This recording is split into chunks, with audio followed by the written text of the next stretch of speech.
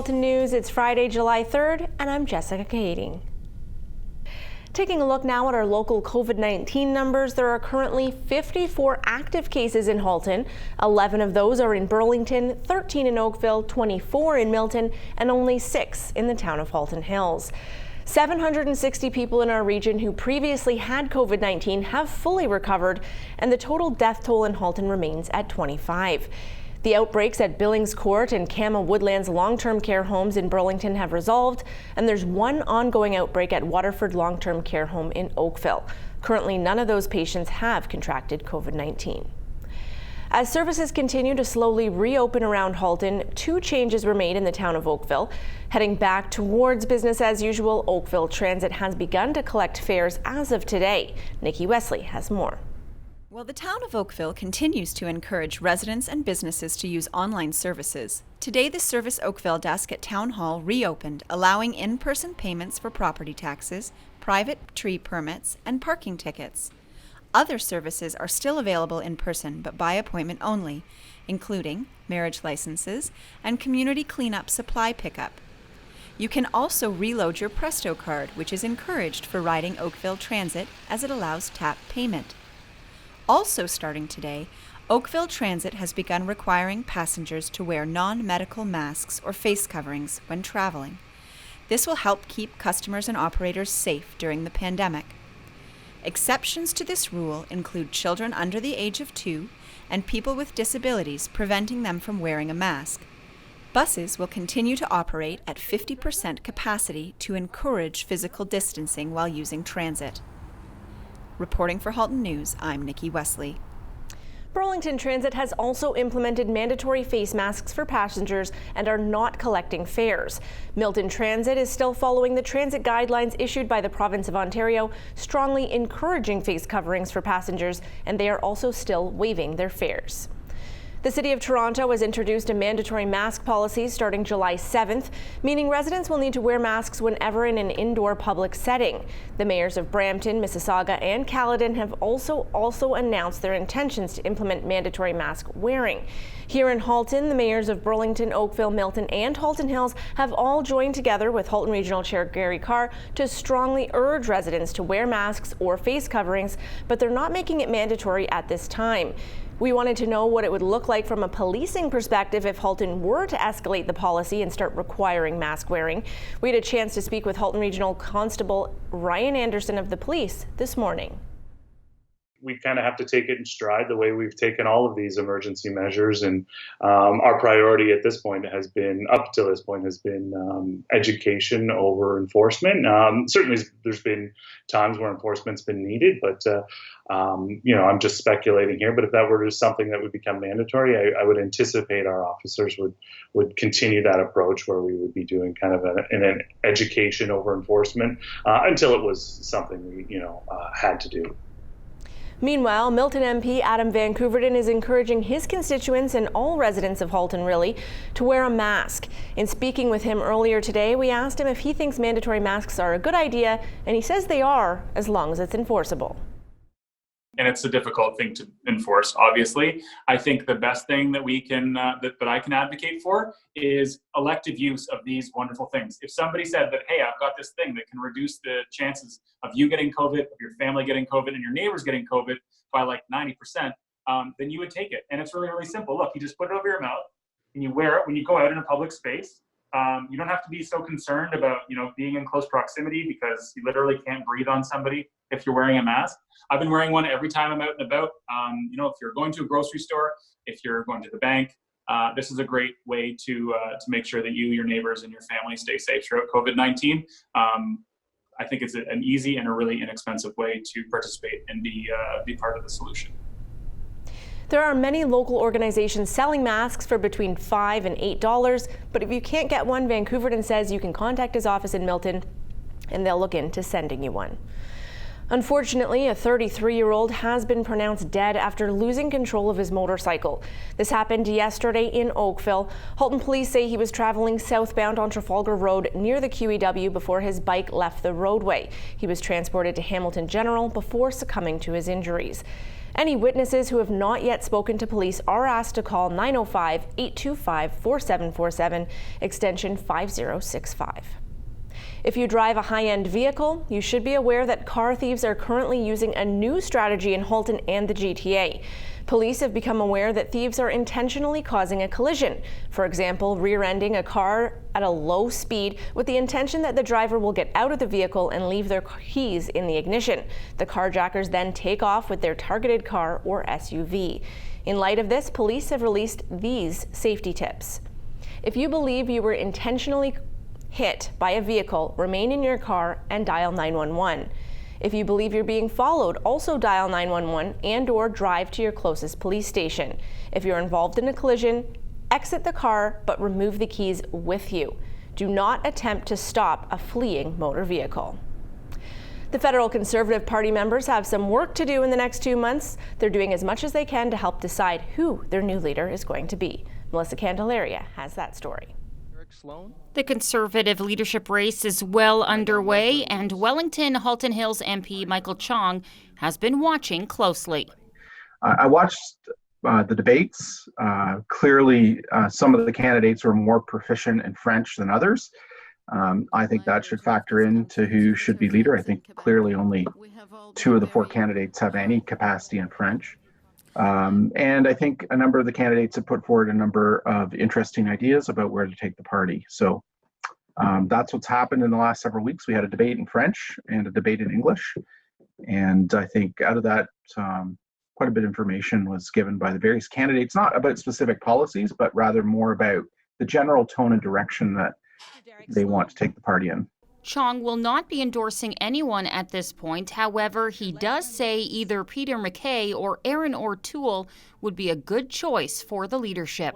I think Peter MacKay built the case for building a much bigger Conservative Party that reaches out to many more groups of voters than we have in the past. I think Erin O'Toole put forward the case for some serious rethink of our policies, whether it be on tax reform or on climate change policy. So I think those are things that the various candidates have put out that might appeal to, that would appeal to the general voters. Leaders, I think, the next leader of the party needs to grow the party. I think it's clear that in many parts of the country, the Conservatives have been losing the percentage of the vote over the last several elections. While the number of people who vote for us has remained relatively steady, in Ontario, for example, the percentage of people who vote for us has been on the decline. And I think that's a result of the other parties doing a better job of getting new voters, new groups of people to vote for them. And I think we have to take the same approach. We have to reach out beyond our traditional supporters to win younger voters, to win urban voters, and I think the next leader has to be able to do that. So, I think either Peter MacKay or Erin O'Toole will do a good job of leading the party. I think both of them understand what we need to do. It's just a question of who has the better ability to do that, and that's really up to the party members. Conservative members will receive ballots in the mail, which have to be in by August 21st. Reporting for Halton News, I'm Melissa Candelaria. A police officer hit a cyclist in Milton while driving in an unmarked police cruiser. This happened on Tuesday evening around 10 o'clock at the intersection of Main Street East and Thompson Road North in Milton. The cyclist was transported to the trauma center and suffered non-life-threatening injuries. Due to the nature of the collision reconstruction unit and identification unit attended the scene. Any witnesses who have not yet spoken to police are urged to call 905-825-4747, extension 2410, and speak with the on-duty staff sergeant. Anyone who may have dash cam footage and was in the area around the time of the collision is also urged to contact police. Halton Regional Police have arrested a 16-year-old male in relation to an anti-black slur written in chalk on Skipton Lane in Oakville. The youth was with other individuals at the time of the offense. However, it's been determined that he acted independently and was solely responsible for the incident. In accordance with the Youth Criminal Justice Act, the youth cannot be identified. Halton Police would, though, like to thank members of the community who came forward and provided CCTV footage. The incident that occurred on June 23rd is still under investigation. Anyone with any information is asked to call Crime Stoppers at 1-800-222-TIPS. Service Oakville is reopened as of today. You can now visit to make in-person payments, buy Presto passes, tree permits, pay property taxes, and parking tickets. For everyone's safety, plexiglass screens have been installed and there are floor markings to support social distancing. For a full list of all available services, please visit oakville.ca. Property owners will be glad to hear that the 2020 final tax installment due dates have been extended to August 25th and October 26th. Penalty and interest on all outstanding property tax has also been waived for the remainder of the 2020 tax year until the first working day in January 2021. This means that property tax payments for 2020 are due by the dates noted above, but those who are experiencing financial hardship due to the COVID-19 pandemic have the ability to make payments anytime within this year without penalty. Any property taxes outstanding by January 1st will have penalty and interest applied at a rate of 1.25% per month. At the outset of the pandemic, there was a serious concern around the shortage of PPE in our hospitals. Now, as the economy begins to reopen, those concerns have shifted to businesses needing to secure masks and other equipment to help keep employees and customers safe. Federal Minister of Procurement Anita Anand is featured on the issue. Here's a short clip of that explaining what Canada is doing right now.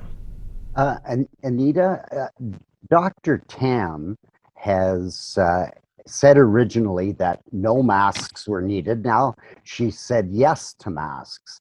And I'm wondering whether local businesses have been able to pivot to help provide those PPEs to the Canadian government, to Ontario, and to Oakville and Burlington. Well, thanks for that excellent question. I will say that the science is continually evolving, and so the pivot on masks is part of a general changing response to what we see in front of us. In terms of the supply side and what's available for enterprises and organizations that are looking to stock up on PPE, what I did as minister was to establish something called the Supply Hub. That is a national internet-based platform in which anyone seeking to procure masks and other PPE can go to and can find out where they can procure PPE, including masks. And I also have a supply council comprised of leaders across the PPE and other sectors in this country. And what they are telling me is that on the supply side, in terms of the availability of masks, there are not the issues that we had way back in March and April, that there is supply of masks. And so that's very heartening. We have this internet-based platform where people can go and find PPE, and we also have businesses themselves telling us that they're able to get that PPE. So once again, it's something we're watching, but it's something that we feel we are continually addressing. You can watch that episode of The Issue this Saturday at 9:30 right here on your TV. That episode also features Kyle Barber, the president and CEO of Oakville YMCA, and they talk about how the YMCA has adapted amid the pandemic. We'll have more stories for you up next. We do need to take a short break, but we have an update from Rotary Burlington Lakeshore on how this year's innovative drive-through Rib Fest went yesterday.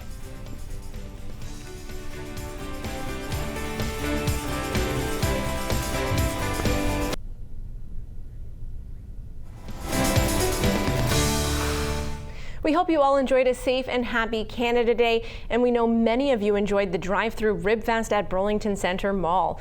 Rotary Burlington Lakeshore says the event was an overwhelming success that far exceeded their greatest expectations. We spoke with Rotary Burlington Lakeshore President Jay Tomlinson for more.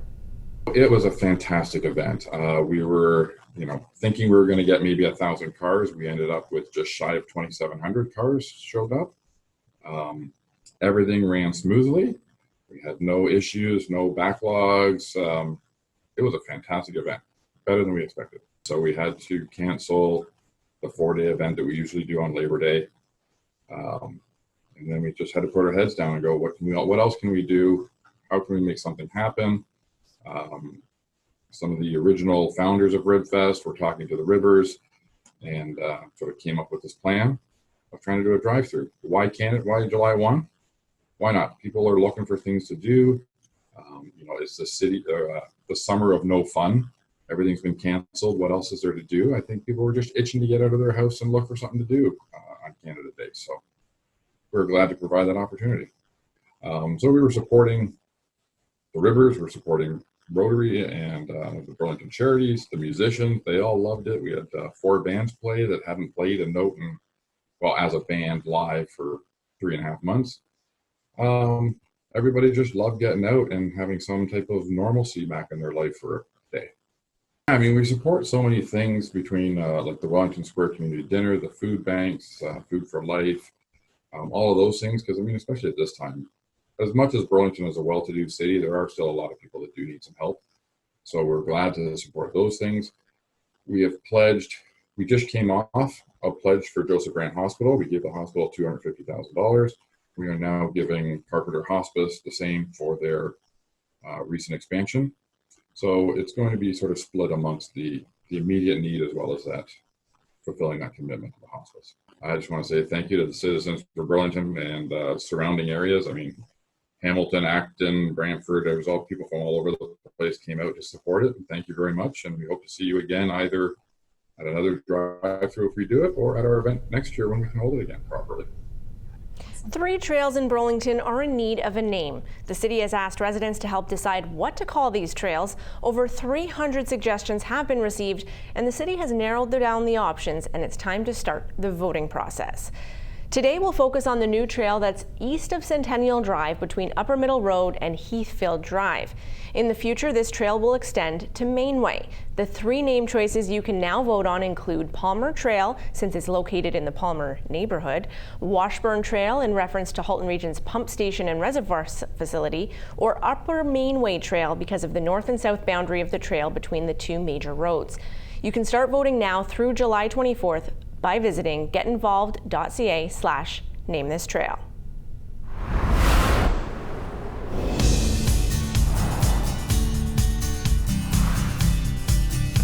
Taking a look outdoors now, you can see some people enjoying the waterways, but it is hot, hot, hot. There has been a heat advisory issued, and you are advised to stay indoors in the cool, especially if you are a senior or sensitive to heat, and try to avoid exerting yourself. 32 degrees is our high for Friday. That is not with the humidex, that is just the actual temperature expected. That comes with a mix of sun and clouds. Those clouds will clear overnight as we hit a low of 21, revealing full sunshine. Once again, a very hot high all throughout our forecast. 31 degrees on Saturday, 33 on Sunday. That does come with a chance of showers. That's only a 30% chance of showers on both Sunday and Monday. Tuesday, the coolest of the week, at 30 degrees as our high in the afternoon.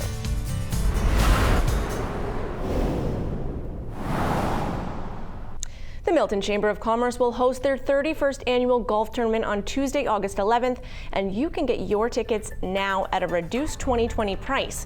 $165 per person plus HST includes golf, lunch, a raffle ticket, and a passport. The passport includes your chance at driving a custom golf cart for the day, as well as access to on-course contests. For registration, please visit miltonchamber.ca. The Flamborough Chamber of Commerce is thrilled to announce their new and improved website, flamboroughchamber.ca. On there, you'll find an online membership directory, event calendar, and there's also now the option to customize your directory profile and pay for your membership renewals online. Let's take a look now at how some of Halton's top companies performed on the markets today.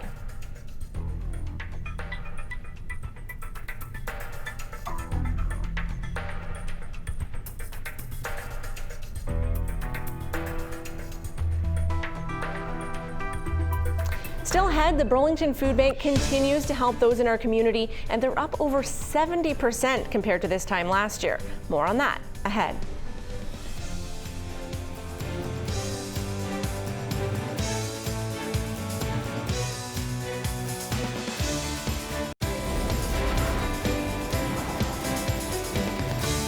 Thanks for staying with us here on Halton News. I'm Jessica Kading.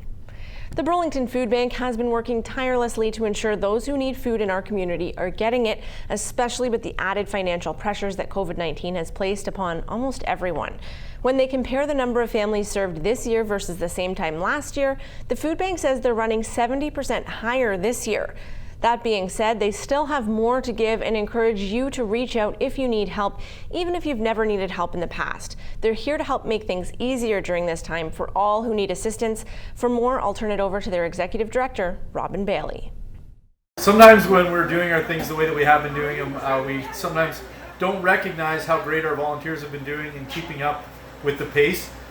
We run our numbers monthly, and we just ran a bit of a quarter, so we went from March till the end of June, and recognized that in this span from in 2020, obviously during COVID, we've seen an increase of about 70% from what we served last year between March and June, which is just incredible. The most incredible thing to me is that we don't seem like we're getting too stressed. We have this fantastic group of volunteers who stepped up and are doing a great job, whether it be people who are packing hampers, people who are sorting food, or those who are delivering it out for us. Just an incredible job, and just wanted to thank them for that. Also, we want to thank the community here in Burlington.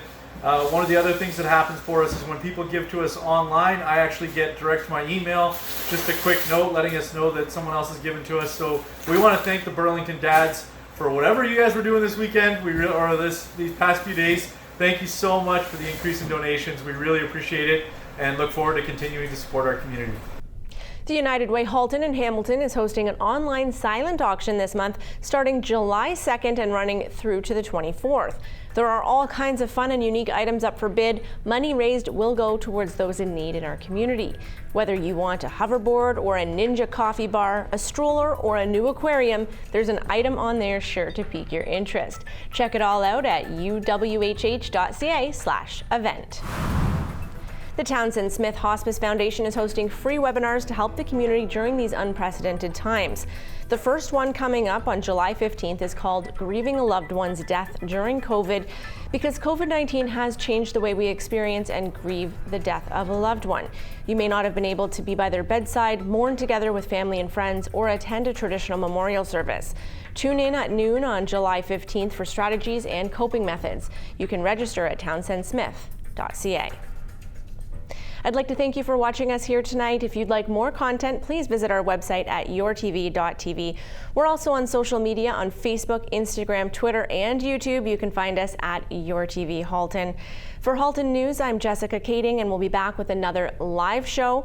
We'd also love to hear from you. If you have any story ideas, please don't hesitate to reach out via email at haltonnews@cogeco.com. I'll see you tomorrow. We'll be live at 5:30 on Friday. Take care.